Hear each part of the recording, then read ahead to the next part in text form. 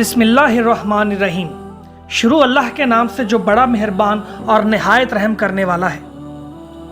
دوستو، ایک قوم تھی جو بڑی طاقتور اور قد آور تھی، اور ان لوگوں کی مالی خوشحالی بھی نہایت ہی مستحکم تھی۔ ان لوگوں کے پاس لہلہاتی ہوئی کھیتیاں اور ہرے بھرے باغات تھے۔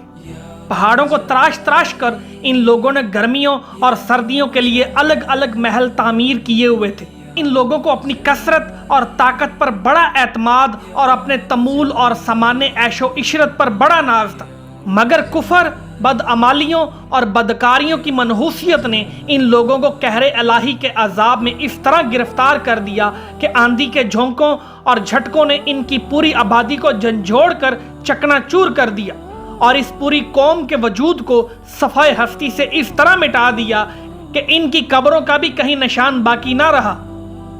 دوستو، میں ہوں ناصر اقبال، اور اس ویڈیو میں ہم جانیں گے کہ یہ کون سی قوم تھی، کہاں رہتی تھی اور ان پر عذاب کیوں آیا۔ دوستو، ویڈیو کو اینڈ تک دیکھیے گا، اور اگر آپ نے ناصر وائس چینل کو ابھی تک سبسکرائب نہیں کیا تو چینل کو سبسکرائب کر لیں اور بیل آئیکن پر بھی کلک کر لیں تاکہ آئندہ آنے والی ویڈیوز بھی آپ تک پہنچ سکے۔ دوستو، اس قوم کا نام قوم عاد تھا۔ قوم عاد مقام احقاف میں رہتی تھی، جو عمان اور حضر موت کے درمیان ایک بڑا ریگستان ہے۔ ان کے مورث اعلیٰ کا نام عاد بن اوس بن ارم بن سام بن نوح ہے۔ پوری قوم کو لوگ ان کے مورث اعلیٰ عاد کے نام سے پکارنے لگے۔ یہ لوگ بت پرست تھے اور بہت بد اعمال و بد کردار تھے۔ اللہ تعالیٰ نے اپنے پیغمبر حضرت ہود علیہ السلام کو ان لوگوں کی ہدایت کے لیے بھیجا، مگر اس قوم نے اپنے تکبر اور سرکشی کی وجہ سے حضرت ہود علیہ السلام کو جھٹلا دیا اور اپنے کفر پر اڑے رہے۔ حضرت ہود علیہ السلام بار بار ان سرکشوں کو عذاب الہی سے ڈراتے رہے، مگر اس شریر قوم نے نہایت ہی بے باکی اور گستاخی کے ساتھ اپنے نبی سے یہ کہہ دیا، جو کہ قرآن پاک کی سورہ اعراف میں موجود ہے، جس کا ترجمہ ہے، بولے، کیا تم ہمارے پاس اس لیے آئے ہو کہ ہم ایک اللہ کو پوجیں، اور جو ہمارے باپ دادا پوچھتے تھے انہیں چھوڑ دیں؟ تو تم لاؤ جس کا ہمیں وعدہ دے رہے ہو، اگر تم سچے ہو۔ دوستو، آخر عذاب الہی کی جھلکیاں شروع ہو گئیں۔ 3 سال تک بارش نہیں ہوئی، اور ہر طرف قحط و خشک سالی کا دور دورہ ہو گیا، یہاں تک کہ لوگ اناج کے دانے دانے کو ترس گئے۔ اس زمانے کا یہ دستور تھا کہ جب کوئی بلا اور مصیبت آتی تھی تو لوگ مکہ معظمہ جا کر خانہ کعبہ میں دعائیں مانگتے تھے تو بلائیں ٹل جاتی تھی۔ چنانچہ ایک جماعت مکہ معظمہ گئی۔ اس جماعت میں مرثد بن سعد نامی ایک شخص بھی تھا، جو مومن تھا مگر اپنے ایمان کو قوم سے چھپائے ہوئے تھا۔ جب ان لوگوں نے کعبہ معظمہ میں دعا مانگنی شروع کی تو مرثد بن سعد کا ایمانی جذبہ بیدار ہو گیا۔ اس نے تڑپ کر کہا کہ اے میری قوم، تم لاکھ دعائیں مانگو، مگر خدا کی قسم اس وقت تک پانی نہیں برسے گا جب تک تم لوگ اپنے نبی حضرت ہود پر ایمان نہ لاؤ گے۔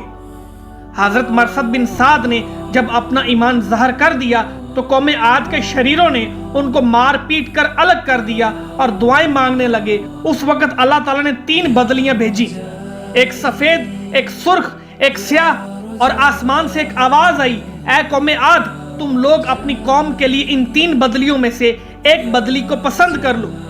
ان لوگوں نے کالی بدلی کو پسند کر لیا، اور یہ لوگ اس خیال میں تھے کہ کالی بدلی خوب زیادہ بارش دے گی۔ چنانچہ وہ ابر سیاہ قوم عاد کی آبادیوں کی طرف چل پڑا۔ قوم عاد کے لوگ کالی بدلی کو دیکھ کر بہت خوش ہوئے۔ حضرت ہود علیہ السلام نے فرمایا کہ اے میری قوم، دیکھ لو، عذاب الہی ابر کی صورت میں تمہاری طرف بڑھ رہا ہے۔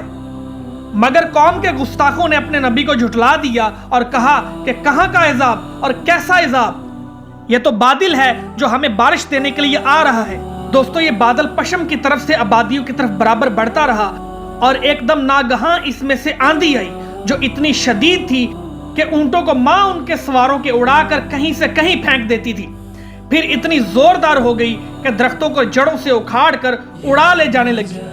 یہ دیکھ کر قوم عاد کے لوگوں نے اپنے سنگین محلوں میں داخل ہو کر دروازوں کو بند کر لیا، مگر آندھی کے جھونکے نہ صرف دروازوں کو اکھاڑ کر لے گئے بلکہ پوری عمارتوں کو جھنجھوڑ کر ان کی اینٹ سے اینٹ بجا دی۔ 7 رات اور 8 دن مسلسل یہ آندھی چلتی رہی، یہاں تک کہ قوم عاد کا ایک ایک آدمی مر کر فنا ہو گیا، اور اس قوم کا ایک بچہ بھی باقی نہ رہا۔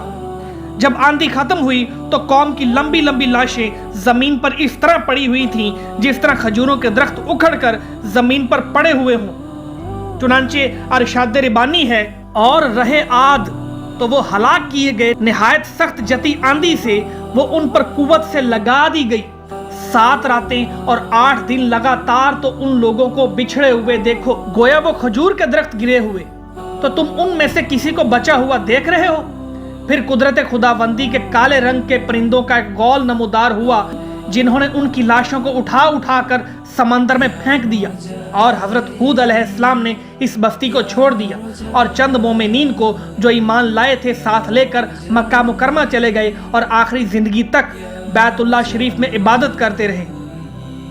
دوستو، قرآن مجید کے اس دردناک واقعہ سے سبق ملتا ہے کہ قوم عاد جو بڑی طاقتور اور قد آور قوم تھی، اور ان لوگوں کی مالی خوشحالی بھی نہایت مستحکم تھی، کیونکہ لہلہاتی ہوئی کھیتیاں اور ہرے بھرے باغات ان کے پاس تھے۔ پہاڑوں کو تراش تراش کر ان لوگوں نے گرمیوں اور سردیوں کے لیے الگ الگ محل تعمیر کیے تھے، اور ان لوگوں کو اپنی کثرت اور طاقت پر بڑا اعتماد اور اپنے تمول اور سمانے عیش و عشرت پر بڑا ناز تھا، مگر کفر، بدعمالیوں اور بدکاریوں کی منحوسیت نے ان لوگوں کو قہر الہی کے عذاب میں اس طرح گرفتار کر دیا کہ آندھی کے جھونکوں اور جھٹکوں نے ان کی پوری آبادی کو جھنجھوڑ کر چکنا چور کر دیا، اور اس پوری قوم کے وجود کو صفائے ہستی سے اس طرح مٹا دیا کہ ان کی قبروں کا بھی کہیں نشان باقی نہ رہا۔ تو پھر بھلا ہم لوگوں جیسی کمزور قوموں کا کیا ٹھکانہ ہے کہ عذاب الہی کے جھٹکوں کی تاب لا سکیں؟ اس لیے جن لوگوں کو اپنی اور اپنی نسلوں کی خیریت و بقا منظور ہے، انہیں لازم ہے کہ وہ اللہ اور رسول کی نافرمانیوں اور بدعمالیوں سے ہمیشہ بچتے رہیں، اور اپنی کوشش اور طاقت بھر اعمال صالحہ اور نیکیاں کرتے رہیں، ورنہ قرآن مجید کی آیتیں ہمیں جھنجھوڑ کر یہ سبق دے رہی ہیں کہ نیکی کی تاثیر آبادی اور بدی کی تاثیر بربادی ہے۔ قرآن مجید میں ہی پڑھ لو، جس کا ترجمہ ہے کہ بہت سی بستیاں اپنی بدکاریوں اور بدعمالیوں کی وجہ سے ہلاک و برباد کر دی گئی۔ سورہ اعراف سے ایک اور آیت ہے جس کا ترجمہ ہے، اور اگر بستیوں والے ایمان پر رہتے اور تقوی اختیار کرتے تو ہم ان پر برکتوں کے دروازے آسمان و زمین سے کھول دیتے، لیکن ان لوگوں نے حق کو جھٹلا دیا تو ہم نے ان کے کرتوتوں کی وجہ سے ان کو اپنی پکڑ میں لے لیا۔ دوستو، اللہ تعالیٰ سے دعا ہے کہ اللہ تعالیٰ ہمارا خاتمہ ایمان پر کرے، آمین ثم آمین۔